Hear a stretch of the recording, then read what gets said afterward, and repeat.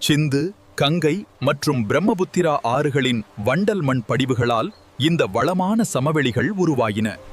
அதிக ஈரப்பதம் கொண்ட தராய் பகுதி காடுகளுக்கும் பழைய வண்டல் மண் கொண்ட பாங்கர் பகுதி விவசாயத்திற்கும் ஏற்றவை.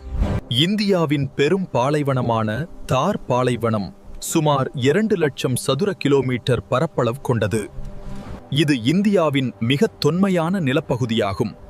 ஆனைமுடி சிகரம் இங்குள்ள உயர்ந்த சிகரமாகும். சத்தை மேற்கு கடற்கரைக்கு இணையாக தொடர்ச்சியாக அமைந்துள்ள இந்த மலைகள் சயாத்ரி என்றும் அழைக்கப்படுகின்றன.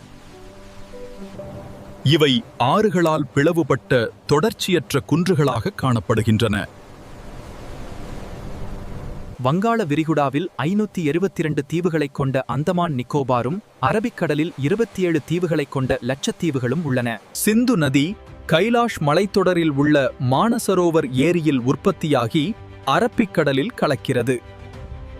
கங்கோத்திரி பனியாற்றிலிருந்து உருவாகும் கங்கை இந்தியாவின் மிகப்பெரிய வடிகால் அமைப்பை கொண்டுள்ளது. நமது புவியைச் சூழ்ந்துள்ள காற்றில் 28% நைட்ரஜனும் 21% ஆக்சிஜனும் உள்ளன.